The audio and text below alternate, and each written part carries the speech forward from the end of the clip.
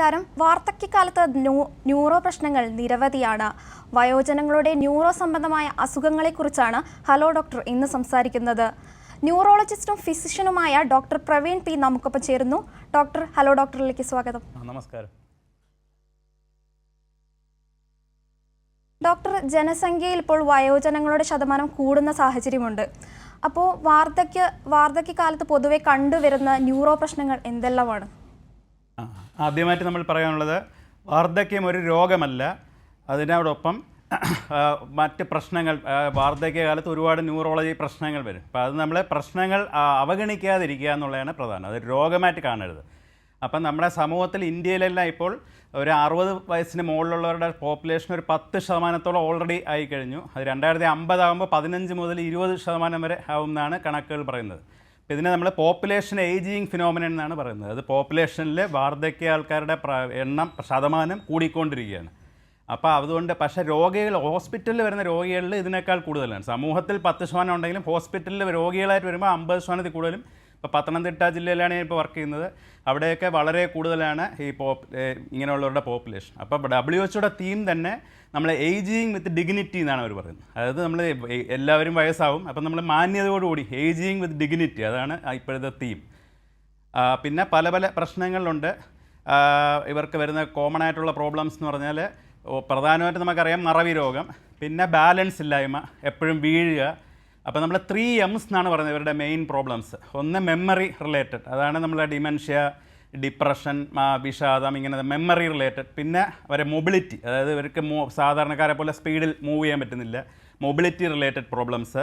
പിന്നെ അവരെ മെഡിക്കേഷൻസ്, അതായത് ഇപ്പോൾ ഇന്നലെ തന്നെ ഞാനൊരു പേഷ്യൻറ്റ് നോക്കിയപ്പോൾ 14 മെഡിസിൻസാണ് അവർ കഴിച്ചുകൊണ്ടിരുന്നത്. അപ്പോൾ അതിൽ ഒരെണ്ണം പോലും നമ്മൾ കുറയ്ക്കാൻ പറ്റുന്നില്ല. ഹാർട്ടിൻ്റെ മരുന്നുണ്ട്, പ്രഷറുണ്ട്, ഷുഗറുണ്ട്. അപ്പോൾ ഇത്രയും മെഡിക്കേഷൻസും അതിൻ്റെ സൈഡ് ഇഫക്റ്റും ഇൻട്രാക്ഷൻസും ഒക്കെ പ്രായമുള്ളവർക്ക് വരും. അപ്പോൾ അവരുടെ ഈ മെഡിക്കേഷൻസ്, അവരുടെ മൈൻഡിൻ്റെ ആസ്പെക്റ്റ്, പിന്നെ അവരുടെ മൊബിലിറ്റി, ഇതൊക്കെയാണ് മെയിൻ പ്രശ്നം. പിന്നെ ഉറക്കം ഇല്ലായ്മ, ഈ ഉറക്കത്തിൽ പ്രശ്നം വരിക, മൂത്രം അറിയാതെ നിയന്ത്രണം ഇല്ലാതാവുക, ഇതൊക്കെയാണ് കോമൺ ആയിട്ടുള്ള ജെറിയാട്രിക് ന്യൂറോളജി പ്രോബ്ലംസ്. അപ്പോൾ അത് നമ്മൾ തുടർന്നുള്ള ഡിസ്കഷനിൽ ഓരോന്നായിട്ട് വിശദീകരിക്കാം.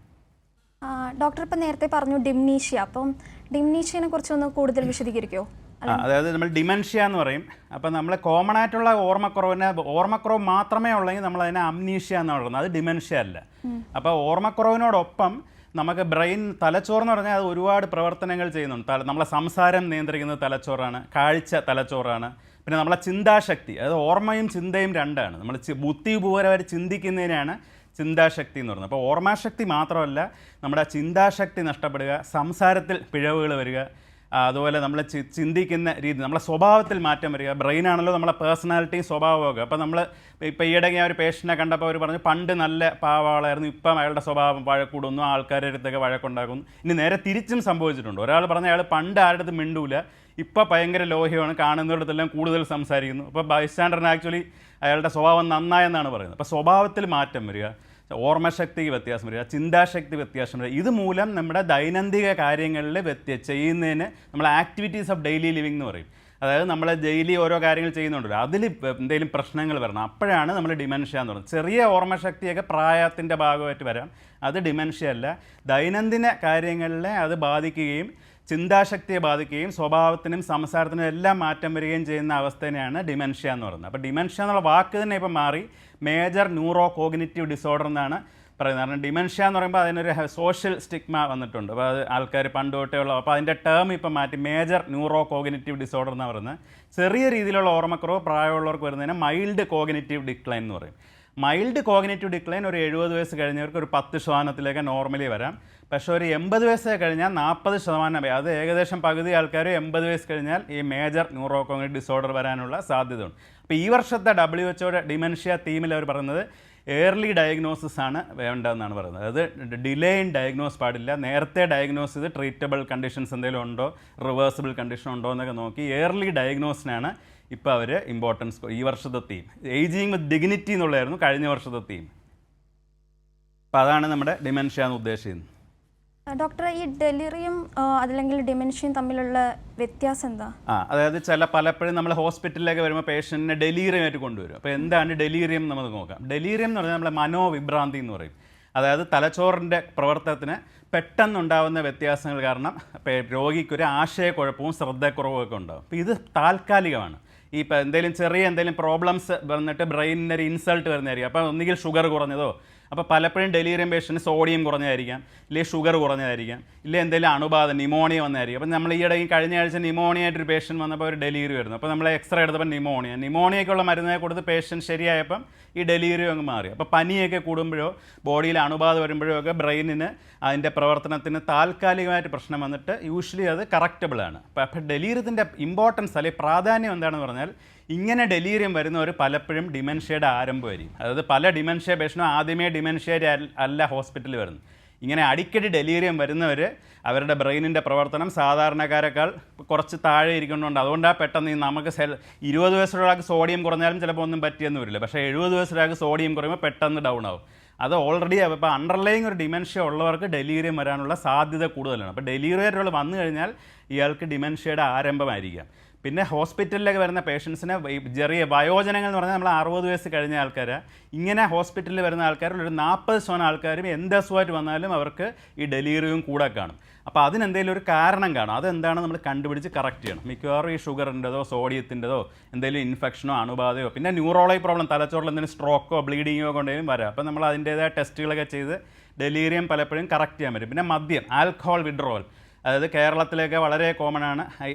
ആൽക്കഹോൾ കഴിച്ചിട്ട് പെട്ടെന്ന് കഴിക്കാതെ വരുമ്പോഴത്തേക്കും ഈ പിച്ചും പെയും പറയുന്ന അവസ്ഥ വരും. അതിനെ ഡെലീരിയം എന്ന് പറയും. അപ്പം വയസ്സായ ആൾക്കാർക്കും ഈ ആൽക്കഹോളിൻ്റെ ഉപയോഗമെല്ലാം ഉണ്ടോ എന്നുള്ളത് നമ്മൾ ശ്രദ്ധിക്കുക. അതും അതിൻ്റെയൊക്കെ ആൽക്കഹോൾ ഇപ്പോൾ സ്ഥിരം കഴിക്കുന്ന ആൾ നിർത്തി വെച്ചാലും ഡെലീരിയം വരും. ഇപ്പോൾ ഇതിനെയൊക്കെയാണ് നമ്മൾ ഡെലീരിയം എന്ന് പറയുന്നത്. അത് ഡിമെൻഷ്യയുടെ ആരംഭ സ്റ്റേജിൽ വരാം. ഡെലീരിയം ഉള്ളവർക്ക് ഫ്യൂച്ചറിൽ ഡിമെൻഷ്യ വരികയോ അല്ലെങ്കിൽ അതിൻ്റെ തുടക്കത്തിൻ്റെ ലക്ഷണമാണ്. ഡോക്ടർ, ഈ ഡിമെൻഷ്യ എങ്ങനെയാണ് നമുക്ക് നിയന്ത്രിക്കാൻ കഴിയുമോ, അല്ലെങ്കിൽ എന്തൊക്കെ ടെസ്റ്റുകളാണ് ഉണ്ടാവുക? അപ്പോൾ ഡിമെൻഷ്യയിൽ നമ്മൾ മെയിൻലി ഒരു ക്ലിനിക്കൽ ഡയഗ്നോസിസ് എന്ന് പറയും. അതായത് നമ്മളൊരു ന്യൂറോളജിസ്റ്റോ അല്ലെങ്കിൽ ഫിസിഷ്യനോ കണ്ടിട്ട് പേഷ്യൻറ്റുമായിട്ട് സംസാരമാണ് പ്രധാനം. അതായത് പേഷ്യൻറ്റുമായിട്ട് നമ്മളൊരു നല്ലൊരു ഹിസ്റ്ററി, അതിൻ്റെ കൂടെ വരുന്ന ഒരാളുടെ അടുത്ത് നമ്മൾ ഇവരുടെ രോഗലക്ഷണങ്ങൾ ചോദിച്ച് മനസ്സിലാക്കുക. അപ്പോൾ വെറുതെ ഓർമ്മക്കുറവെന്ന് എല്ലാവരും പറയും. അത് മാത്രമല്ല, ഇവരുടെ ദൈനംദിന കാര്യങ്ങളിനെ അത് ബാധിക്കുന്നുണ്ടോ. അപ്പോൾ ഉദാഹരണം, ഇപ്പോൾ ഞാനൊരു ലേഡിയെ ഈയിടെ കണ്ടപ്പം അവർ പണ്ട് നല്ല കുക്കായിരുന്നു, സാമ്പാറൊക്കെ ഉണ്ടായിക്കൊണ്ടിരുന്നു. ഇപ്പോൾ അവർ സാമ്പാർ ഉണ്ടാകുമ്പോൾ ശരിയാവുന്നില്ല, അത് ഭയങ്കര എറേഴ്സ് വരുന്നു. അല്ലെങ്കിൽ അവർ റോഡിൽ ഇറങ്ങിപ്പോയാൽ വഴി തെറ്റിപ്പോകുന്നു, പൈസ കളയുന്നു. എപ്പോഴും മറവി എന്ന് പറഞ്ഞിട്ട് നമ്മൾ പൈസ കളയുക എന്ന് പറഞ്ഞാൽ എപ്പോഴും സിഗ്നിഫിക്കൻ്റ്. കാരണം സാധാരണ ആദ്യം പൈസ കളയില്ല. അപ്പോൾ ഈ പൈസ കളയുക, റോഡിൽ ഇറങ്ങുമ്പോൾ വഴി തെറ്റിപ്പോവുക, ഇങ്ങനെയൊക്കെയുള്ള കാര്യങ്ങൾ പറയുന്നവർക്ക് നമ്മളൊരു ബ്രീഫായിട്ട് ചെയ്യുന്നൊരു ടെസ്റ്റാണ് മിനി മെൻ്റൽ സ്കോർ എക്സാമിനേഷൻ എന്ന് പറയും. അതായത് നമ്മൾ ബ്രീഫായിട്ട് ഒരു ടെസ്റ്റ് പേപ്പർ ഇടും. രോഗിക്ക് നമ്മളൊരു ടെസ്റ്റ് പേപ്പർ ഇടും. ഇതൊരു 10 മിനിറ്റ് ടെസ്റ്റാണ്. ഇതിൽ നമ്മൾ പേഷ്യൻ്റ് ഡേറ്റ്, ഇന്നത്തെ ഡേറ്റ് കറക്റ്റായിട്ട് പറയണം. അപ്പോൾ നമ്മൾ ഡേറ്റ് ഇന്ന് മാറിപ്പോയാൽ പോലും 1 മാർക്ക് പോകും. പിന്നെ സ്ഥലം എവിടെയാണെന്ന് പറയണം. പിന്നെ ഒരു ക്ലോക്ക് വരച്ചിട്ട് അതിൽ സമയം കറക്റ്റായിട്ട് 3:10 എന്നുള്ളത് ലേബൽ ചെയ്ത് കാണിക്കുക. പിന്നെ 100-7, 100ൽ നിന്ന് 7 കുറച്ചാൽ എത്ര, അതിൽ നിന്ന് വീണ്ടും 7 കുറച്ചാൽ എത്ര, അങ്ങനെ സിമ്പിളായിട്ടുള്ള കുറച്ച് ടെസ്റ്റുകൾ ചെയ്ത് നോക്കിയിട്ട് 30ൽ ഇതിൽ മാർക്ക് ഇടും. പിന്നെ സംസാരശേഷിയും നോക്കും. അതായത് ഇവരുടെ അടുത്ത് 10 മൃഗങ്ങളുടെ പേര് പറയാൻ പറയുക, 2 വാക്കുകൾ പറയാൻ പറയുക. പിന്നെ നമ്മൾ ഓർമ്മശക്തി അറിയാൻ വേണ്ടി 3 വാക്കുകൾ പറഞ്ഞിട്ട് 5 മിനിറ്റ് കഴിഞ്ഞ് അത് വീണ്ടും ചോദിക്കുക. ഇങ്ങനെയൊക്കെയുള്ള ടെസ്റ്റിൽ നമ്മളൊരു 30ൽ 27 മാർക്കിൽ കൂടുതലുണ്ടെങ്കിൽ നല്ലതാണ്. 24ലോട്ട് താഴോട്ട് വരികയാണെങ്കിൽ അത് ഡിമെൻഷ്യ ആവാം. അങ്ങനെയുള്ളവർക്ക് നമ്മൾ കൂടുതൽ ടെസ്റ്റ് ചെയ്യേണ്ടി വരും. അപ്പോൾ ബ്രെയിനിൽ നമുക്ക് 4 ലോബാണുള്ളത്. ഈ frontal lobe, parietal lobe, temporal lobe, occipital lobe. ഓരോ ലോബിനും പ്രവർത്തനത്തിന് ബാധകം ഉണ്ടോ എന്ന് അറിയാൻ വേണ്ടി ഡോക്ടർ ടെസ്റ്റ് ചെയ്ത് നോക്കും. അപ്പോൾ നമ്മൾ ഓർമ്മ എന്നുള്ളത് മെയിൻലി ടെമ്പറൽ ലോബാണ്. അതായത് നമ്മളൊരു കാര്യം പറയുന്നു, അത് വീണ്ടും 5 മിനിറ്റ് കഴിയുമ്പോൾ, ഇപ്പോൾ നമ്മൾ പേന, പഴം, പുസ്തകം 5 മിനിറ്റ് കഴിയുമ്പോൾ വീണ്ടും പറയുക, അത് കാണാതെ പഠിച്ച് പറയുന്നത്, അത് ടെമ്പറൽ ലോബ്. പക്ഷേ ചിന്തിച്ച് ഉത്തരം പറയുക, അതായത് ഇപ്പോൾ നമ്മളൊരു പ്രോവർബ് പറയുക, ഇപ്പോൾ പഴഞ്ചൊല്ലി പറയുക, മിന്നുന്നതെല്ലാം പൊന്നല്ല, അതിൻ്റെ അർത്ഥം എന്താണ്, അപ്പോൾ അത് രോഗി ചിന്തിച്ച് പറയണം, അതിൻ്റെ ഉള്ളിലുള്ള മീനിങ് പറയണം, പ്രോവർബിൻ്റെ ശരിക്കുള്ള മീനിങ് പറയണം. അതിന് നമ്മൾ ഫ്രോണ്ടൽ ലോബ് വേണം. അപ്പോൾ നമ്മൾ അതിനെയാണ് നമ്മൾ ചിന്താശക്തി. ഒരു അവതാരകൻ ഒരു പ്രേക്ഷകൻ ചേരുന്നുണ്ട്. ചോദിച്ചോളൂ. ഹലോ. പറഞ്ഞോളൂ, കേൾക്കുന്നുണ്ട്. എനിക്ക് മറ്റേ BP ലോബായി 4 വർഷം മുമ്പേ. ഹലോ. കേൾക്കുന്നുണ്ട്, പറഞ്ഞോളൂ. BP ലോബായി 4 വർഷം മുമ്പ് തൃശ്ശൂർ മെഡിക്കൽ കോളേജ് ആശുപത്രിയിൽ അഡ്മിറ്റ് ആയതാണ്. അപ്പൊ തലയില് ലൈറ്റായിട്ട് ബ്രെയിന് ലേശം ഇതാക്കിയിട്ടുണ്ട്. ക്ലോട്ടാണെന്നാണോ പറഞ്ഞത്? BP ഒക്കെ ഡൗൺ ആകുമ്പോൾ ബ്രെയിനിൽ സ്ട്രോക്ക് ഒക്കെ കണ്ടിട്ടുണ്ടെങ്കിൽ അത് അപ്പോൾ അത് സ്കാൻ ചെയ്ത് നോക്കിയിട്ട് അതിനുള്ള ട്രീറ്റ്മെൻറ്റ് അവർ ചെയ്യും. ഈ രക്തോട്ടം കൂടാനുള്ള മരുന്നുകളും BP നിയന്ത്രണമുള്ള മരുന്നുകളും സ്വരമായിട്ട് കഴിക്കുക. ന്യൂറോളജിക്കലി എന്തെങ്കിലും കൈക്കോ കാലിനോ ബലക്കുറവോ അങ്ങനെ എന്തെങ്കിലും ഉണ്ടെങ്കിൽ റെഗുലറായിട്ട് ഫിസിക്കൽ മെഡിസിൻ പോയി എക്സർസൈസുകളും ചെയ്യണം. ഇതൊക്കെയാണ് ചെയ്യേണ്ടത്. ഇനി വരാതിരിക്കാനുള്ള കാര്യങ്ങൾ ശ്രദ്ധിക്കണം. അതിനുള്ള മരുന്നുകൾ കൃത്യം കഴിക്കുക, BP, പ്രഷർ, ഷുഗറൊക്കെ ഉണ്ടെങ്കിൽ ചെയ്യുക, പുകവലി, മദ്യപാനമൊക്കെ ഉണ്ടെങ്കിൽ നിർത്തുക. ഇതൊക്കെയാണ് ശ്രദ്ധിക്കേണ്ട കാര്യങ്ങൾ. ഡോക്ടർ, ഈ മറവി രോഗങ്ങളിൽ ഡിംനീഷ്യ എന്ന അവസ്ഥ പൂർണ്ണമായും പരിഹരിക്കാനാകുമോ? അത് ഡിമെൻഷ്യ, നമ്മളെ സാധാരണ കോമൺ ആയിട്ട് കണ്ടുവരുന്ന ഡിമെൻഷ്യനെ ആൽഷിമർ ഡിസീസ് എന്ന് പറയും. അതെന്ന് പറഞ്ഞാൽ നമ്മളെ ബ്രെയിനിൽ ആക്ച്വലി 10⁻12 ന്യൂറോൺസ് ഉണ്ട്. അത്രയും ന്യൂറോൺസ് ആണ് ബ്രെയിനിലുള്ളത്. പ്രായമാകുമ്പോൾ ഇതിനകത്ത് ഈ അമൈലോയിഡ് എന്ന് പറഞ്ഞ കെമിക്കൽസ് ഒക്കെ ഡെപ്പോസിറ്റ് ചെയ്ത് പല ന്യൂറോൺസും നശിച്ചു പോകും. ഇപ്പോൾ ന്യൂറോൺസിൻ്റെ എണ്ണം കുറയും, ബ്രെയിനിൻ്റെ സൈസ് കുറയും. നമ്മൾ സ്കാൻ എടുത്ത് നോക്കിയാൽ തന്നെ ബ്രെയിൻ സൈസ് ഒരു പകുതിയായിട്ട് കുറഞ്ഞിരിക്കും. അപ്പോൾ അങ്ങനെയുള്ള ഡിമെൻഷ്യയ്ക്ക് നമുക്കൊരു ലിമിറ്റിൽ കൂടുതൽ ട്രീറ്റ്മെൻറ്റ് ഓപ്ഷൻ ഇല്ല. പിന്നെ പക്ഷേ വേറെ പല കാരണങ്ങൾ കൊണ്ടും ഡിമെൻഷ്യ വരാം. ഫോർ എക്സാമ്പിൾ തൈറോയിഡ്, അല്ലെങ്കിൽ വൈറ്റമിൻ ഡെഫിഷ്യൻസി, ന്യൂട്രീഷൻ, പോഷകാഹാരത്തിൻ്റെ കുറവ്, പിന്നെ മദ്യത്തിൻ്റെ എഫക്റ്റ് കാരണമുള്ളൂ. ഇങ്ങനെയൊക്കെ ഉള്ളത് നമ്മൾ അപ്പോൾ എപ്പോഴും നമ്മൾ തൈറോയിഡ് ടെസ്റ്റ് ചെയ്യുക, വൈറ്റമിൻ B12 ഒക്കെ ലെവൽ നോക്കുക. പിന്നെ എന്തെങ്കിലും ഇൻഫെക്ഷൻ, ബ്രെയിനിനെ ബാധിക്കുന്ന ഇൻഫെക്ഷൻ ഉണ്ട്, ഈ ബ്രെയിനിൽ TB, ട്യൂബർക്ലോസ് വരാം, മെനിഞ്ചൈറ്റിസ് വരാം, അങ്ങനെ. പിന്നെ ബ്രെയിനിൽ വെള്ളക്കെട്ടുണ്ട്, അത് ഹൈഡ്രോകെഫാലസ് എന്ന് പറയും. അതൊക്കെയാണെങ്കിൽ കുറച്ച് വെള്ളം കുത്തിയെടുത്ത് കളഞ്ഞാൽ ഇമ്പ്രൂവ്മെൻറ്റ് വരും. പിന്നെ ബ്രെയിനിൽ തന്നെ ചിലപ്പോൾ ട്യൂമർ ആവാം, വാസ്കുലാർ ഡിമെൻഷ്യ എന്ന് പറയും. അതായത് സ്ട്രോക്ക് 2-3 പ്രാവശ്യം വരുന്നവർക്ക് തലച്ചോറിലെ രക്തോട്ടം കുറഞ്ഞ് ബ്രെയിനിൽ ഇൻഫാർക്റ്റ്, ഡാമേജ് വന്നിട്ട് അത് കാരണം ബ്രെയിനിൻ്റെ പ്രവർത്തനം ബാധിക്കും. അപ്പോൾ എല്ലാ കേസും ആൽഷിമർ തന്നെ ആവണമെന്നില്ല. അതിപ്പോൾ സ്ട്രോക്ക് വന്നിട്ട് ഡിമെൻഷ്യ വന്നതാവാം, വെള്ളക്കെട്ട് വന്നതാവാം. അപ്പോൾ അത് സ്കാനൊക്കെ എടുത്ത് നോക്കിയിട്ട് നമ്മൾ എന്തുകൊണ്ടാണ് ഇത് വന്നതെന്ന് കണ്ടുപിടിച്ചിട്ട് അതനുസരിച്ചുള്ള ചികിത്സ കൊടുക്കുക. അപ്പോൾ വെള്ളക്കെട്ടുള്ളവർക്ക് അത് കളയുക, ഇൻഫെക്ഷൻ ഉണ്ടെങ്കിൽ അത് ട്രീറ്റ് ചെയ്യുക, നമ്മൾ രക്തോട്ടക്കുറവിന് അതിൻ്റെ മരുന്ന് കൊടുക്കുക, അങ്ങനെ. പിന്നെ തൈറോയിഡ് ഒക്കെ ഉണ്ടെങ്കിൽ നല്ല വ്യത്യാസം വരും. തൈറോയിഡ്, പിന്നെ മദ്യം ഉള്ളവർക്ക് ഈ വെർണിക്സ് എൻകെഫലോപ്പതി എന്ന് പറയും, തൈമിൻ്റെ ഡെഫിഷ്യൻസി വരും. സ്ഥിരം മദ്യം കഴിയുന്നവർക്ക് തൈമിൻ എന്നുള്ള വൈറ്റമിൻ്റെ ഡെഫിഷ്യൻസി വരും, അതും കറക്റ്റബിളാണ്. അപ്പോൾ അങ്ങനെയുള്ളവർക്ക് തൈമിൻ കൊടുത്തു കഴിഞ്ഞാൽ നല്ല ഇമ്പ്രൂവ്മെൻറ്റ് വരും. അപ്പോൾ അങ്ങനെയുള്ള കറക്റ്റബിളായിട്ടുള്ള എന്തെങ്കിലും കോസ് ഉണ്ടോ എന്നുള്ളത് നമ്മൾ എപ്പോഴും നോക്കണം.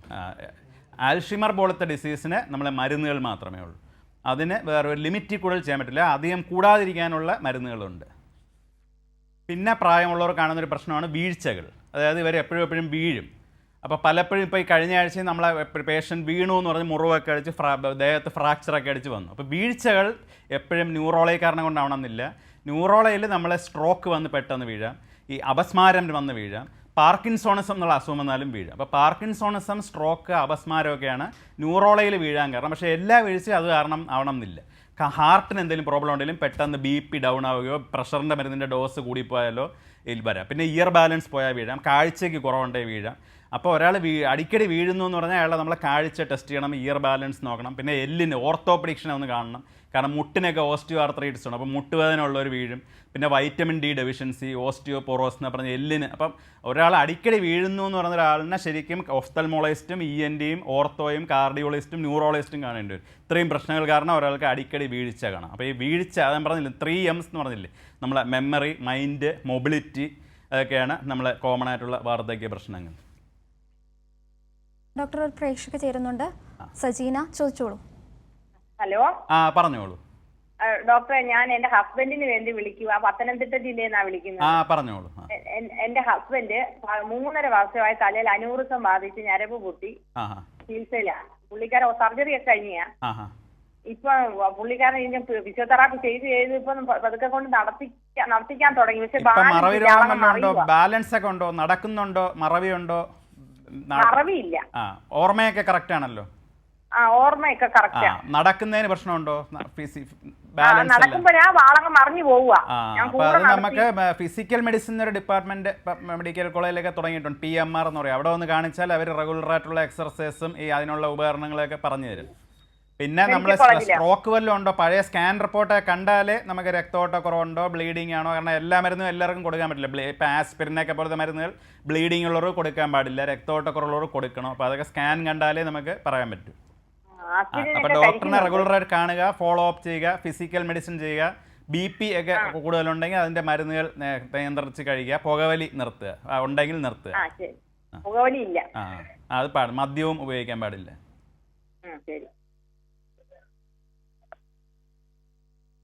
ഡോക്ടർ, ഈ ഉറക്ക സംബന്ധമായ പ്രശ്നങ്ങൾ എന്തെല്ലാമാണ്, അല്ലെങ്കിൽ ഉറക്കം എങ്ങനെ നമുക്ക് ശരിയാക്കാം? പിന്നെ പ്രായമുള്ളവർ പലരും പറയുന്ന കേസാണ് ഉറക്കമില്ലായ്മ എന്നുള്ളത്. ഇപ്പോൾ തലവേദനയായിട്ട് വരുന്നവരും സ്ട്രോക്കായിട്ട് വരുന്നവരും എല്ലാവരും ഹോസ്പിറ്റലിൽ വരുന്നവർക്കെല്ലാം നമ്മൾ ഉറക്കം ഉണ്ടോ എന്ന് വെച്ചാൽ പലരും ഉറക്കം. ഇപ്പോൾ ഈ ഫോണൊക്കെ ഉള്ളതുകൊണ്ട് എല്ലാവരും അത് നോക്കിയിരിക്കും. അപ്പോൾ ഉറക്കമില്ലാത്തതിന് പല കാരണങ്ങളുണ്ട്. നമുക്ക് എന്തെങ്കിലും അസുഖം ഉണ്ടെങ്കിൽ, ഈ ന്യൂറോളജി പ്രോബ്ലം, പാർക്കിൻസൺ പോലത്തെ അസുഖം ഉള്ളവർക്കെല്ലാം അതിൻ്റെ ഭാഗമായിട്ട് നാച്ചുറലി തന്നെ ഈ ഉറക്കം ഡിസ്റ്റർബ്ഡ് ആവും. പിന്നെ അല്ലാതെ നമുക്ക് കാര്യമായിട്ട് ഉറക്ക പ്രശ്നമുള്ളവർക്ക് ഈ ഒബ്സ്ട്രക്റ്റീവ് സ്ലീപ്പ് ആപ്നിയ എന്ന് പറയുന്നത് രാത്രി ഉറങ്ങുമ്പം ശ്വാസകോശം കൊളാപ്സ് ചെയ്ത് ഇടയ്ക്കിടയ്ക്ക് ശ്വാസം കിട്ടാതെ വന്നിട്ട് നമ്മൾ അറിയില്ല, ഇടയ്ക്കിടെ ബ്ലഡിൽ ഓക്സിജൻ ലെവൽ താഴ്ന്നിട്ട് നമ്മൾ പെട്ടെന്ന് ഞെട്ടി എണീക്കുന്നത്, പകൽ ഉറക്കം കൂടുതലായിരിക്കും. അപ്പോൾ ഇതൊക്കെ നമ്മളൊരു എക്സ്പേർട്ട് ഡോക്ടറിനെ കണ്ടിട്ട് നമ്മൾ ഒബ്സ്ട്രക്റ്റീവ് സ്ലീപ്പ് ആപ്നിയ ഉണ്ടോ, പിന്നെ നാർക്കോലെപ്സി എന്നൊക്കെ പറഞ്ഞ് സ്ലീപ്പ് ഡിസോർഡേഴ്സ് ഉണ്ട്, അപ്പോൾ അതൊക്കെ ഉണ്ടോ എന്നുള്ള ഈ പോളിസൊംനോഗ്രാഫി എന്നൊക്കെ പറഞ്ഞ് ടെസ്റ്റുകളുണ്ട്. അത് ചെയ്ത് നോക്കിയാൽ സീരിയസ് ആയിട്ടുള്ള എന്തെങ്കിലും സ്ലീപ്പ് ഡിസോർഡർ ഉണ്ടോ എന്ന് അറിയാൻ പറ്റും. സാധാരണഗതിയിൽ ഉറക്കം ശരിയാകാൻ വേണ്ടി നമ്മൾ ഗൈഡ് ലൈൻസിൽ പറയുന്ന കാര്യങ്ങൾ ഈ പ്രായമുള്ളവർ കോഫി പോലത്തെ കഫീനുള്ള ഫുഡുകൾ ഈവനിങ്ങിന് ശേഷം അധികം കഴിക്കാൻ പാടില്ല. ഫ്ലൂയിഡും പകൽ കൂടുതൽ കഴിക്കുക, ഈവനിങ്ങിൽ കൂടുതൽ ഫ്ലൂയിഡ് കഴിച്ചാൽ രാത്രി മൂത്രം ഒഴിക്കാൻ കൂടുതൽ പോകേണ്ടി വരും. പിന്നെ എക്സർസൈസ് ചെയ്യുമ്പോഴും ഈവനിങ്ങിലോ രാവിലെയോ ചെയ്യുക. രാത്രി ഉറങ്ങുന്നതിന് മുമ്പ് എക്സർസൈസ് ചെയ്താൽ ഉറക്കം വരാൻ ചിലപ്പോൾ ബുദ്ധിമുട്ട് വരാം. പിന്നെ പകൽ ഉറങ്ങുകയാണെങ്കിൽ ഒരു അരമണിക്കൂറിൽ താഴെ ഉറങ്ങാവൂ. ഇങ്ങനെയുള്ള കാര്യങ്ങളെല്ലാമാണ് ശ്രദ്ധിക്കേണ്ടത്. പിന്നെ പിന്നെ കഴിയുന്നത് ഓവർ ഡോസ് ഓഫ് ഉറക്ക ഗുളികൾ കഴിയുന്നത് അത്ര നല്ലതല്ല. പലരും ഒരുപാട് ഉറക്ക ഗുളികളൊക്കെ വാങ്ങിച്ച് കഴിയും, അതൊക്കെ അങ്ങനെ സ്ഥിരം കഴിക്കുന്നത് നല്ലതല്ല. അപ്പോൾ അതൊക്കെ ഡോക്ടറിനെ കണ്ട് അവരുടെ നിർദ്ദേശം അനുസരിച്ച് ചെയ്യുക. പിന്നെ നമ്മൾ രാത്രി ഉറങ്ങാൻ കിടക്കുന്നതിന് മുമ്പ് മൂത്രമൊക്കെ ഒഴിക്കാൻ ബുദ്ധിമുട്ടുള്ളവർ ഒരു 1-2 പ്രാവശ്യം 20 മിനിറ്റ് ആയിട്ട് ഉറക്കം വന്നില്ലേ ഒരു പ്രാവശ്യം കൂടി എണീച്ച് മൂത്രം ഒഴിച്ചിട്ട് തിരിച്ചു വന്ന് കിടക്കുക. ഇങ്ങനെയുള്ള കാര്യങ്ങളൊക്കെയാണ് നമ്മൾ ഉറക്കത്തിന് ശ്രദ്ധിക്കേണ്ടത്. പിന്നെ ഈ മൊഡാഫിനിൽ എന്ന് പറഞ്ഞാൽ ഇപ്പോൾ മരുന്നുകൾ വന്നിട്ടുണ്ട് ഈ നാർക്കോലെപ്സിയിലൊക്കെ ഉപയോഗിക്കുന്നത്. സ്ലീപ്പ് ആപ്നിയ ഉള്ളവർക്ക് രാത്രി ശ്വാസം മുട്ട് വരാതിരിക്കാൻ വേണ്ടി ഈ നേസൽ സീപ്പാപ്പ് എന്ന് പറയും. അത് രാത്രി ഉറക്കത്തിൽ തന്നെ ഇവർക്ക് മൂക്കിൽ ഓക്സിജൻ വെച്ച് ഒരു ഡിവൈസ് വീട്ടിൽ തന്നെ വാങ്ങിച്ചു വയ്ക്കാൻ പറ്റുന്ന ഡിവൈസ് ഉണ്ട്, അത് വെച്ച് കിടന്നാൽ ഉറക്കം ശരിയാവും. അപ്പോൾ അതൊക്കെ ഡോക്ടർമാർ നിർണ്ണയിച്ച അസുഖം കറക്റ്റായിട്ട് ഡയഗ്നോസിന് ശേഷം മാത്രമേ ഉപയോഗിക്കാവൂ. നമ്മൾ സ്വന്തമായിട്ട് അതൊന്നും ചെയ്യാൻ പറ്റില്ല. അപ്പോൾ ഇങ്ങനെയുള്ളവരെല്ലാം ഡോക്ടറിനെ കാണുക. അത് ചെറിയ പ്രശ്നമാണെങ്കിലും അത് നിസ്സാരമായിട്ട് എടുക്കരുത്, അതിനുള്ള പരിഹാരങ്ങൾ കണ്ടെത്താൻ ശ്രമിക്കുക. ഡോക്ടർ, ഒരു പ്രേക്ഷക കൂടി ചേരുന്നുണ്ട്, പത്മ കരുനാഗപ്പള്ളിയിൽ നിന്ന്. പത്മ ചോദിച്ചോളൂ. പറഞ്ഞോളൂ. ഡോക്ടറെ, ഇത് 3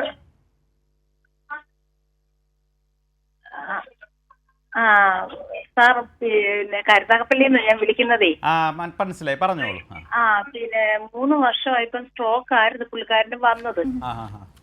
ഇപ്പം നേരത്തെന്ന് പറഞ്ഞാല് ഷുഗറിനുള്ള മരുന്ന് കഴിക്കുന്നു, പക്ഷെ സംസാരം അങ്ങോട്ട് ക്ലിയർ ആകുന്നില്ല. പിന്നത്തെ കാര്യം എന്ന് പറഞ്ഞാൽ ഓർമ്മ ഒട്ടുമേ വരുന്നില്ല. അപ്പൊ സ്ട്രോക്ക് വന്നതിന് ശേഷമാണോ ഈ ഓർമ്മ വന്നത്, അതോ അതിന് മുമ്പേ കുറച്ച് പ്രശ്നമുണ്ടോ? അതിന് മുന്നേ കുഴപ്പമൊന്നുമില്ലായിരുന്നു. സ്ട്രോക്ക് വന്നതിന് ശേഷം പെട്ടെന്ന് ഇതാണെങ്കിൽ നമ്മൾ വാസ്കുലാർ ഡിമെൻഷ്യ എന്നുള്ള കാറ്റഗറി ആയിരിക്കും. അത് ഞാൻ നേരത്തെ പറഞ്ഞല്ലോ, ആൽഷിമർ ഡിസീസാണ് ലോകത്തിലെ ഏറ്റവും കൂടുതൽ ഡിമെൻഷ്യ കാരണം. അല്ലാതെ തന്നെ നമുക്ക് ഈ രക്തോട്ടം കുറഞ്ഞിട്ട് സ്ട്രോക്കൊക്കെ വന്നവർക്ക് ഈ വാസ്കുലാർ ഡിമെൻഷ്യ വരും. അപ്പോൾ അത് ഡോക്ടറെ കാണിക്കുക. രക്തോട്ടത്തിനുള്ള മരുന്നും പിന്നെ ഡിമെൻഷ്യക്കൊക്കെ ഈ ബ്രെയിനിൽ ഈ അസറ്റൽ കൊളിനൊക്കെ പറഞ്ഞ് കെമിക്കൽസിൻ്റെ ലെവൽ കൂട്ടുന്ന മരുന്നുകളുണ്ട്. അപ്പോൾ അതൊക്കെ ന്യൂറോളജിസ്റ്റിനോടും കാണിച്ചാൽ അവർ ആഡ് ചെയ്യും. പിന്നെ രക്തോട്ടത്തിനുള്ള മരുന്നും തരും, ഫിസിക്കൽ മെഡിസിനും ചെയ്യും. പുകവലി ഉണ്ടെങ്കിൽ നിർത്തുക, ഇതൊക്കെയാണ് ശ്രദ്ധിക്കേണ്ടത്. പിന്നെ സ്കാനൊക്കെ കണ്ടാലേ നമുക്ക് കുറച്ചുകൂടെ ആധികാരികമായിട്ട് പറയാൻ പറ്റൂ. ന്യൂറോളജിസ്റ്റിനെയോ ഫിസിഷ്യനെയോ കാണുക, അപ്പോൾ അവർ കറക്റ്റ് കാര്യങ്ങൾ പറഞ്ഞു. സ്വഭാവത്തിന് ഞാൻ പറഞ്ഞല്ലോ, ഈ ഡിമെൻഷ്യ വരുമ്പോൾ പലർക്കും നമ്മളെ ഫ്രോണ്ടൽ ലോബ് എന്ന് പറഞ്ഞ ബ്രെയിനിലൊരു ഭാഗമുണ്ട്, അതാണ് നമ്മളെ ഈ ജഡ്ജ്മെൻറ്റ്, തിങ്കിങ്, ചിന്താശേഷി, സ്വഭാവം. അപ്പോൾ ഈ പല ഡിമെൻഷ്യ ഉള്ളവർക്കും ഈ ഫ്രോണ്ടൽ ലോബിൽ പ്രശ്നം വരുന്നതാണ്. അവരുടെ സ്വഭാവം വ്യത്യാസം വരും, ചിന്താശക്തിക്ക് വ്യത്യാസം വരും, കൂടുതൽ ദേഷ്യം വരാം, പണ്ടത്തെ സ്വഭാവം മാറും. അപ്പോൾ ഇതൊക്കെ കൂടെ ഉള്ളവർക്ക് ബുദ്ധിമുട്ടാവും. അപ്പോൾ അതൊക്കെ നമ്മൾ കൂടെ ഉള്ളവർ മനസ്സിലാക്കണം, ഇതൊക്കെ രോഗത്തിൻ്റെ ഭാഗമാണെന്നുള്ളത്. പിന്നെ അവരെ കഴിയുന്നതും ഓവർ ബ്രെയിൻ യൂസ് ചെയ്യിപ്പിക്കാതെ ശ്രദ്ധിക്കുക. അതായത് ഇവരെ കൊണ്ട് കൂടുതൽ മറവി ഉണ്ടെന്നുള്ള കാര്യം ഓർമ്മിപ്പിക്കാതിരിക്കുക. ഒരുപാട് മറവിയുണ്ട്, എന്തെങ്കിലും ബുക്കിലൊക്കെ എഴുതി വെക്കാൻ പറയണം. അതായത് അവർ ഗജനി എന്നൊരു സിനിമയുണ്ട്, കണ്ടിട്ടുണ്ടല്ലോ. അപ്പോൾ അതിലയാൾ പുള്ളി എല്ലാം ഡയറിയിൽ എഴുതി വയ്ക്കും. അപ്പോൾ രാവിലെ ഇന്ന ദിവസം നമ്മൾ പല്ല് കഴിക്കുന്നു, കുളിക്കുന്നു, അപ്പോയിൻമെൻറ്റ്, ഇന്ന സ്ഥലത്ത് പോകുന്നു, ആൾക്കാരെ പേര്, ബന്ധുക്കളുടെ പേര്, ഇതെല്ലാം നമ്മൾ ഡയറിയിൽ നോട്ട് ചെയ്ത് വയ്ക്കുക. അപ്പോൾ നമുക്ക് നമ്മുടെ മെമ്മറി കുറച്ച് ബൂസ്റ്റ് ആവും. അങ്ങനെ ചെയ്യുമ്പോഴത്തേക്കുള്ള ഗുണം എന്ന് പറഞ്ഞാൽ നമുക്ക് ഈ ഓർമ്മക്കുറവ് ഉണ്ടെന്നുള്ള എപ്പോഴും നമുക്ക് ഓർമ്മ വരും. അതിനെക്കുറിച്ച് നമുക്ക് ഓർമ്മക്കുറവ് ഉണ്ടെന്നുള്ളത് രോഗിക്ക് ഇങ്ങനെ തോന്നാൻ പാടില്ല. അപ്പോൾ രോഗിക്ക് ഓർമ്മ ഉണ്ടെന്നുള്ളത് ഇമ്പ്രൂവ് ചെയ്യാനുള്ള കാര്യങ്ങളാണ് നമ്മൾ ചെയ്യേണ്ടത്. അതിനെക്കുറിച്ച് കൂടുതൽ ഓർമ്മിപ്പിക്കരുത്. അപ്പോൾ അത് ശരിയാക്കാനുള്ള മാർഗങ്ങൾ കണ്ടെത്തി അപ്പോൾ രോഗിക്ക് കുറച്ചുകൂടെ ഒരു കോൺഫിഡൻസ് വരും. ഡോക്ടർ, ഒരു പ്രേക്ഷകൻ ചേരുന്നുണ്ട്, പ്രകാശൻ, ആലപ്പുഴ. ഡോക്ടറോട് ചോദിച്ചോളൂ. ഞാൻ കഴിഞ്ഞ നവംബർ 17-ാം തീയതി രാവിലെ എഴുന്നേറ്റ് കഴിഞ്ഞപ്പോഴത്തേക്ക് വലത് കാലും വലത് കൈയും ഇങ്ങനെ മരവിപ്പ് പോലെ വന്നു. അപ്പൊ മരവിപ്പ് പോലെ വന്നു കഴിഞ്ഞപ്പോഴത്തേക്ക് പിന്നെ ഞാൻ വീട്ടിൽ വന്നു. മത്സ്യത്തൊഴിലാളിയായി, കടലോര മത്സ്യത്തൊഴിലാളി. ഇത് ശരിയായോ? എത്ര സമയം കണ്ട് അങ്ങനെ തന്നെ നിന്നോ? 24 മണിക്കൂറിനകത്തൊക്കെ ശരിയായോ? ഇല്ല, ഞാന് വീട്ടിൽ വന്നു കഴിഞ്ഞപ്പോ TV കാണുന്നുണ്ടായിരുന്നു. അപ്പൊ TV ഓൺ ചെയ്ത് വെച്ചപ്പോഴത്തേക്ക് ഡോക്ടർമാരെല്ലാം സമരമാണ്, പണിമുടക്കാണെന്നാണ് കണ്ടത്. നവംബർ 15-ാം തീയതി വന്നിട്ട് 17-ാം തീയതിയാണ് ഞാൻ കളമശ്ശേരി മെഡിക്കൽ കോളേജിൽ ഡോക്ടറെ പോയി കാണുന്നത്. അപ്പൊ ഡോക്ടർ പറഞ്ഞ് നോർമലാണ്. അവിടെ 6 ദിവസം അഡ്മിറ്റ് ചെയ്ത്. ഈ കാലിന്റെ മരവിപ്പ് രണ്ടിന്റെയും മാറുന്നില്ല, വലത് കാലും വലത് കൈയും. പെട്ടെന്നുണ്ടായ മരവിപ്പാണെങ്കിൽ നമ്മൾ സ്കാൻ ഒക്കെ എടുത്ത് നോക്കിയിട്ട് സ്ട്രോക്ക് സിൻഡ്രോം ആണോ എന്ന് നോക്കണം. പിന്നെ സ്ട്രോക്കിൽ നമ്മൾ ശ്രദ്ധിക്കേണ്ട കാര്യം ആദ്യത്തെ 4 മണിക്കൂർ വളരെ പ്രധാനമാണ്. നമുക്കൊരു സ്ട്രോക്സ് വന്നു കഴിഞ്ഞാൽ ഈ ബ്ലഡ് ക്ലോട്ട് ആകുമ്പോഴാണ്, തലച്ചോറിലോട്ടുള്ള ഏതെങ്കിലും ബ്ലഡ് ക്ലോട്ട് ആകുമ്പോഴാണ് ഈ സ്ട്രോക്ക് വരുന്നത്. അപ്പോൾ ഈ ക്ലോട്ട് അലിയിപ്പിക്കാനുള്ളൊരു ഇഞ്ചക്ഷൻ ഉണ്ട്. ഈ ഇഞ്ചക്ഷൻ നമ്മൾ ആദ്യത്തെ 4 മണിക്കൂറിനകത്ത് എടുത്താലേ ഗുണമുള്ളൂ. ഈ ക്ലോട്ട് കുറച്ച് ഉറച്ചു കഴിഞ്ഞാൽ 6 മണിക്കൂറൊക്കെ കഴിഞ്ഞ് കഴിഞ്ഞാൽ പിന്നെ ഇഞ്ചക്ഷൻ എടുത്തിട്ട് ഗുണമില്ല. അപ്പം ഇതുപോലെ സ്ട്രോക്ക് വരുന്നവർ നമ്മൾ കാത്തിരിക്കരുത്. ഒരു 4 മണിക്കൂറിനകത്ത് തന്നെ ഹോസ്പിറ്റലിൽ എത്താൻ നോക്കണം. ഈ സ്ട്രോക്ക് പോലത്തെ ലക്ഷണങ്ങൾ, അതായത് നമ്മൾ ചെറിയൊരു സൈഡിലോട്ട് പോകണമെയോ, ഒരു സൈഡ് കൊണ്ട് കൈ ബലക്കുറവ് വരികയോ, സംസാരിക്കാൻ പെട്ടെന്നുണ്ടാകുന്ന എന്തെങ്കിലും ന്യൂറോളജി പ്രോബ്ലംസ് സ്ട്രോക്ക് ആയിരിക്കാം. അത് നമ്മൾ 4 മണിക്കൂറിനകത്ത് ഹോസ്പിറ്റലിൽ എത്തിയെന്നാണ് ഏറ്റവും ഉചിതം. പലരും അത് വരുമ്പം അത്ര ചെറിയ ഓണിപ്പൊക്കെ ഉണ്ടെങ്കിൽ പലരും ശ്രദ്ധിക്കാതെ 1 മണിക്കൂർ 24 മണിക്കൂർ കഴിഞ്ഞായിരിക്കും ചിലപ്പോൾ ഹോസ്പിറ്റലിൽ വരുന്നത്. ഇങ്ങനെയുള്ള കാര്യങ്ങൾ 4 മണിക്കൂറിനകത്ത് ഹോസ്പിറ്റലിൽ എത്തുന്നതാണ് ഏറ്റവും ഉചിതം. അപ്പോൾ ആ ഡോക്ടറെ ചികിത്സിച്ച് സ്കാനൊക്കെ കണ്ടിട്ടുള്ള മരുന്നുകൾ നിർദ്ദേശിച്ചാണോ, അത് ഇങ്ങനെയുള്ള മരുന്നുകൾ നമ്മൾ മുടങ്ങാൻ പാടില്ല. ഇത് ജീവിതകാലം മൊത്തം മിക്കവാറും കഴിക്കേണ്ടി വരും. ഈ സ്ട്രോക്കൊക്കെ വരുന്നവർക്ക് ഇനി ഇപ്രാവശ്യം സ്ട്രോക്ക് വന്നാൽ മാത്രമല്ല ഇനി വരാതിരിക്കാനുള്ള ചികിത്സയാണ് വേണ്ടത്. അത് മുടങ്ങാൻ പാടില്ല. ഡോക്ടറിനെ കണ്ട് റെഗുലറായിട്ട് മരുന്ന് കഴിക്കുക, ചെറിയ ബലക്കുറവുണ്ടെങ്കിൽ ഫിസിയോതെറാപ്പിയും ചെയ്യുക. ഞാനിപ്പോഴേ പിന്നെ ആയുർവേദ മരുന്ന് കഴിക്കുന്നുണ്ട്. അത് അതിന്റെ കൂടെ അത് കഴിക്കുന്നതുകൊണ്ടാണ് ഇവിടെ. പക്ഷെ നമ്മൾ സ്ട്രോക്ക് ഇനി വരാതിരിക്കാനുള്ള എഫക്റ്റീവായിട്ടുള്ള മരുന്നുകളുണ്ട്. അത് കാരണം രക്തക്കൊല്ലിലെ അടവ് വരുന്നതുകൊണ്ടാണ് സ്ട്രോക്ക്. അപ്പോൾ അതിനകത്ത് കൊളസ്ട്രോൾ വന്നിട്ട് അടയും, പ്ലേറ്റ്ലെറ്റ്സ് വന്നിട്ട് അടയും. അപ്പോൾ അതൊക്കെ വരാതിരിക്കാൻ വേണ്ടി പ്ലേറ്റ്ലെറ്റ്സിൻ്റെ ക്ലോട്ട് വരാതിരിക്കാനും കൊളസ്ട്രോൾ ഡെപ്പോസിറ്റ് വരാതിരിക്കാനുമുള്ള മരുന്നുകൾ റെഗുലറായിട്ട് കഴിച്ചില്ലെങ്കിൽ വീണ്ടും സ്ട്രോക്ക് വരാനുള്ള പ്രവണതയുണ്ട് ഒരു പ്രാവശ്യം വന്നവർക്ക്. അപ്പോൾ അതൊക്കെ ശ്രദ്ധിക്കണം. എത്രയും പെട്ടെന്ന് ഡോക്ടറിനെ കണ്ട് കറക്റ്റ് മരുന്നുകൾ കഴിക്കുക. അത് കഴിക്കാനുള്ള കാരണം ഈ നാക്കിന്റെ താഴെ ഈ മരുന്ന് കഴിച്ചതിന്റെ പേരിൽ പൊട്ടുന്നുണ്ടായിരുന്നു. അത് ചെറിയ സൈഡ് ഇഫക്ട്സ് ഒക്കെ എല്ലാ മരുന്നിലും വരും. അത് ഞാൻ ആദ്യമേ പറഞ്ഞല്ലോ, ഈ വയസ്സായവരുടെ പ്രധാന പ്രശ്നങ്ങളിൽ ഒരെണ്ണം ഈ ഓവർ ഡോസ് ഓഫ് മെഡിസിൻസ് ആണ്. അപ്പോൾ അത് ഡോക്ടറിനെ കാണുമ്പോൾ അവർ അതിൻ്റെ ഡോസൊക്കെ കൂട്ടുകയോ കുറയ്ക്കുകയോ, അല്ലെങ്കിൽ പുതിയ ടൈപ്പ് മരുന്നുകൾക്ക് തന്നെ ഇപ്പോൾ പല ഓൾഡ് ജനറേഷൻ മരുന്ന്, ഇപ്പോൾ ആസ്പിരിൻ പറ്റാത്തവർക്ക് ഇപ്പോൾ ക്ലോപ്പിലെറ്റ് എന്നൊരു മരുന്ന് ഇറങ്ങിയിട്ടുണ്ട്. അപ്പോൾ അതിന് കുറച്ചുകൂടെ വയറിന് പ്രശ്നം കുറവാണ്. പണ്ടായിരുന്ന ആസ്പിരിൻ കഴിച്ച് വയറ് കുഴപ്പമുള്ളവർക്ക് ഇപ്പോൾ എക്കോസ്പിരിൻ കുറച്ചുകൂടെ ബെറ്ററാണ്. അതിനേക്കാൾ ബെറ്റർ ക്ലോപ്പിലെറ്റ് ഉണ്ട്. ഇപ്പോൾ മരുന്നുകൾ തന്നെ ഒത്തിരി ന്യൂ ജനറേഷൻ വരുന്നുണ്ട്. ഈ പഴയ ജനറേഷൻ്റെ സൈഡ് ഇഫക്റ്റ് കുറഞ്ഞ് ന്യൂ ജനറേഷൻ. അപ്പോൾ ഡോക്ടർ അത് കണ്ടിട്ട് രോഗിക്ക് ആവശ്യമുള്ള രീതിയിൽ മരുന്ന് എഴുതി തരും. ഒരു മരുന്നും കഴിക്കാതിരിക്കുന്നത് അപകടമാണ്. ഡോക്ടർ നേരത്തെ പറഞ്ഞിട്ടില്ലേ ഈ മൂത്രം നിയന്ത്രിക്കാനാവാത്തൊരു സാഹചര്യമുണ്ട്, ഇതെങ്ങനെയാണ് നമുക്ക് പരിഹരിക്കാൻ സാധിക്കുക? പ്രായമുള്ളവരുടെ മറ്റൊരു പ്രധാന പ്രശ്നമാണ് ഈ മൂത്രം നിയന്ത്രണം ഇല്ലാതെ. അത് പല കാരണങ്ങൾ കൊണ്ട് വരാം. ബ്രെയിനിൽ നമ്മൾ ഈയിടെ കഴിഞ്ഞ ആഴ്ച ഞാൻ കണ്ടൊരു പേഷ്യൻറ്റിനെ ഇതുപോലെ യൂറിൻ എപ്പോഴും നിയന്ത്രണം ഇല്ലാതെ പോകുന്നു എന്നുള്ള ആളുടെ സ്കാൻ എടുത്ത് നോക്കിയപ്പോൾ ഹൈഡ്രോകെഫാലസ് ഉണ്ട്. അത് ബ്രെയിനകത്ത് വെള്ളക്കെട്ട് കൂടുതലാണ്. അപ്പോൾ അങ്ങനെയുള്ളവർക്ക് നമ്മൾ ഇടയ്ക്കിടയ്ക്ക് നട്ടലിൽ നിന്ന് കുറച്ച് വെള്ളം കുത്തി കളഞ്ഞ് അങ്ങനെയുള്ള ട്രീറ്റ്മെൻറ്റ് കൂടെ ചെയ്താലേ അയാളുടെ ഈ മൂത്രത്തിൻ്റെ പ്രശ്നം ശരിയാവും. ചിലർക്ക് സ്പൈനൽ കോഡ് ഡിസീസ് ആയിരിക്കും. സ്പൈനൽ കോഡിനെയൊക്കെ ബാധിക്കും. ഇപ്പോൾ ആക്സിഡൻ്റ് ആയി കഴിഞ്ഞവർക്ക് സ്പൈനൽ കോഡിൽ എന്ത് ഡാമേജ് വന്നാലും മൂത്രം കൺട്രോൾ പോകും.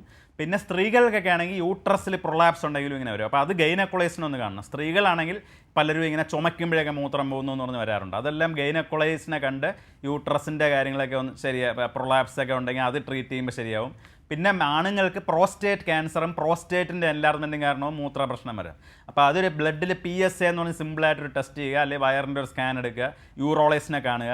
അപ്പോൾ പ്രോസ്റ്റേറ്റിൻ്റെ കാര്യങ്ങൾ, അപ്പോൾ അങ്ങനെയുള്ള കുറച്ച് കാര്യങ്ങളൊക്കെ നമുക്ക് ചികിത്സിച്ച് ശരിയാക്കാൻ പറ്റും. ഇപ്പോൾ പ്രോസ്റ്റേറ്റിൻ്റെയൊക്കെ ഓപ്പറേഷൻ കഴിഞ്ഞാൽ പല മരുന്ന് കഴിച്ച ചെറിയ കേസൊക്കെയാണെങ്കിൽ ഓപ്പറേഷൻ വേണ്ട. ഇപ്പോൾ ബിനൈൻ പ്രോസ്റ്റേറ്റ് എൻലാർജ്മെൻ്റ് ആണെങ്കിൽ മരുന്ന് മാത്രം കഴിച്ചാൽ തന്നെ ഇമ്പ്രൂവ്മെൻറ്റ് വരും. പിന്നെ ഒട്ടും പറ്റാത്തവർക്ക്, നിയന്ത്രണം ഇല്ലാത്തവർക്ക് മൂത്രത്തിൽ ട്യൂബ് ഇടേണ്ടി വരും. ഇപ്പോൾ സ്പൈനൽ കോഡിനൊക്കെ പ്രശ്നമുള്ളവർക്ക് മൂത്രത്തിൽ ഈ കതീറ്ററിട്ട് പോകേണ്ടി വരും. അപ്പോൾ ഇങ്ങനെയൊക്കെ ഓരോരുത്തരുടെയും പ്രശ്നം അനുസരിച്ചാണ്. പിന്നെ രാത്രികാലങ്ങളിൽ മൂത്രം ഒഴിക്കുന്നവർക്ക് ഡയബറ്റിസ് കൂടിയാലും ഇങ്ങനെ വരാം. ഷുഗർ കൂടിയാലും നമുക്ക് മൂത്രം അറിയാതെ പോകും. അപ്പോൾ ഡയബറ്റിസ് കൺട്രോൾ ചെയ്യുക. പിന്നെ ഇങ്ങനെയുള്ള കാര്യങ്ങളൊക്കെയാണ് നമ്മൾ ശ്രദ്ധിക്കേണ്ടത്. പിന്നെ രാത്രികാലങ്ങളിൽ നേരത്തെ പറഞ്ഞ പോലെ രാത്രി വെള്ളം കൂടുതൽ കുടിക്കാതിരിക്കുക. വെള്ളം എപ്പോഴും നമ്മൾ പകൽ കൂടുതൽ ഒഴിക്കുക. രാത്രി കഴിഞ്ഞ് കഴിഞ്ഞാൽ കോഫി പോലത്തെ ഡ്രിങ്ക്സും വെള്ളത്തിൻ്റെ അളവുകൾ നമ്മളൊന്ന് കുറയ്ക്കേണ്ടി വരും. ഇതൊക്കെയാണ് നമ്മൾ ശ്രദ്ധിക്കേണ്ടത്. ഡോക്ടർ, ഈ പാർക്കിൻസൺ ഡിസീസിനെ കുറിച്ച് എന്താണ് പറയാനുള്ളത്? നേരത്തെ നമ്മൾ പറഞ്ഞല്ലോ, ആൽഷിമർ ഡിസീസ് നമ്മൾ പറഞ്ഞല്ലോ, അത് ബ്രെയിനിലെ ന്യൂറോ ഡീജനറേഷൻ എന്ന് പറയും. അത് ബ്രെയിനിൽ തേയ്മാനം വരും. നമ്മളെ ബ്രെയിനിൽ 10⁻12 ന്യൂറോൺസ് ഉണ്ടെന്നാണല്ലോ പറഞ്ഞത്. അപ്പോൾ ഈ വയസ്സാകുമ്പം സ്കാനൊക്കെ എടുത്തു കഴിഞ്ഞാൽ നമ്മൾ പലപ്പോഴും ബ്രെയിനിൻ്റെ സൈസൊക്കെ ഒരു 50% കുറയും. അപ്പോൾ ഇത് ബ്രെയിനിൽ പല പല കെമിക്കൽസ് ഉണ്ട്. ഈ അസറ്റൈൽ കോളിൻ എന്നുള്ള കെമിക്കൽ കുറയുന്നതാണ് ഡിമെൻഷ്യ. അതേപോലെ ബ്രെയിനിലുള്ളൊരു പ്രധാന കെമിക്കലാണ് ഡോപ്പമിൻ. ഡോപ്പമിൻ്റെ ഡെഫിഷ്യൻസി കാരണം വരുന്ന ഡിസീസാണ് പാർക്കിൻസോണിസം. അപ്പോൾ അത് നമ്മളെ ഈ ബേസൽ ഗാംഗ്ലിയ എന്ന് പറഞ്ഞ് ബ്രെയിനിൽ ഡോപ്പമിനിലെ കെമിക്കൽസ് ഉള്ള സ്ട്രക്ചേഴ്സ് ഉണ്ട്. അതിൽ അനാട്ടമിക്കലി ഡാമേജ് വന്നിട്ട് ബ്രെയിനിലെ ഡോപ്പമിൻ ലെവലിലൊക്കെ വ്യത്യാസം വരുമ്പോൾ ഉണ്ടാകുന്ന ഡിസീസാണ് പാർക്കിൻസോൺസ്. അതിൻ്റെ പ്രധാന ലക്ഷണം എന്ന് വെച്ചാൽ ഒന്ന് വിറയൽ, പിന്നെ നമ്മൾ ബാലൻസ് ഇല്ലായ്മ. പാർക്കിൻസോൺസ് ഉള്ളവരുടെയും ഏറ്റവും പ്രധാന പ്രശ്നം എന്ന് വെച്ചാൽ അവർ നടക്കുമ്പം ബാലൻസ് ഇല്ലാതെ വീഴും. അപ്പോൾ ഈ രണ്ടും ആക്ച്വലി ഒരേ കാറ്റഗറിയാണ്. ആൽഷിമർ ഡിസീസിലും ബ്രെയിൻ ഡീജനറേഷനാണ്, പാർക്കിൻസണിലും ഡീജനറേഷൻ. അപ്പോൾ ഇവർ തമ്മിലൊരു റിലേഷൻ പറയുന്നത് 20-20 എന്നാണ്. അതായത് 20% ആൽഷിമർ ഡിസീസിന് പാർക്കിൻസൺ വരും, 20% പാർക്കിൻസണിന് ഡിമെൻഷ്യയും വരും. അപ്പോൾ പലപ്പോഴും ആൽഷിമർ ഉള്ളവർക്ക് ഒരു 20% ഡിമെൻഷ്യയും കൂടെ കാണും. രണ്ടിന് 2 മരുന്നുകളാണ് കൊടുക്കുന്നത്. അസറ്റൈൽ കോളിൻ്റെ ലെവൽ ശരിയാക്കാനുള്ള മരുന്നാണ് ഡിമെൻഷ്യയിൽ കൊടുക്കുന്നത്. സിൻഡോപ്പ എന്നൊക്കെ പറഞ്ഞ് ഡോപ്പമിൻ്റെ ലെവൽ ശരിയാക്കാനുള്ള മരുന്നാണ് നമ്മൾ പാർക്കിൻസണിന് കൊടുക്കുന്നത്. അപ്പോൾ രണ്ടും 2 അസുഖമാണ്, പക്ഷേ ഒരേ രീതി മെക്കാനിസത്തിലാണ് ഇത് വരുന്നത്. പിന്നെ നമ്മൾ ലൂയി ബോഡി ഡിമെൻഷ്യ എന്ന് പറഞ്ഞ സ്പെസിഫിക് ഡിസീസ് ഉണ്ട്. അതിലും ഈ പാർക്കിൻസണും ഡിമെൻഷ്യയും കൂടെ ഒരുമിച്ച് വരുന്ന കണ്ടീഷനാണ്. അതിൽ വിഷ്വൽ ഹാലൂസിനേഷൻ വരും. അത് നമ്മൾ ഇല്ലാത്ത കാര്യങ്ങളൊക്കെ ഉണ്ടെന്ന് പറയും. അപ്പോൾ ഇന്നാളൊരു പേഷ്യൻ്റ് വന്നിട്ട് പുള്ളി കാലനെ കണ്ടു എന്നൊക്കെ പറഞ്ഞു. അപ്പോൾ അതൊക്കെ നമ്മൾ വിഷ്വൽ ഹാലൂസിനേഷൻ എന്ന് പറയും. അതൊക്കെ ഈ പാർക്കിൻസോൺസും ഡിമെൻഷ്യയോട് ഒരുമിച്ച് വരുന്ന ലൂയി ബോഡി ഡിസീസ് എന്നൊക്കെ പറഞ്ഞിട്ട് ഉള്ള കാറ്റഗറിയാണ്. ശരി ഡോക്ടർ, ഇത്രയധികം സമയം വിവരം പങ്കുവച്ചതിന് ന്യൂറോളജിസ്റ്റും ഫിസിഷ്യനുമായ ഡോക്ടർ പ്രവീൺ പി നമുക്കൊപ്പം ചേർന്നത് നന്ദി ഡോക്ടർ. നമസ്കാരം. ഇതോടുകൂടി ഹലോ ഡോക്ടർ ഇവിടെ പൂർണ്ണമാകുന്നു.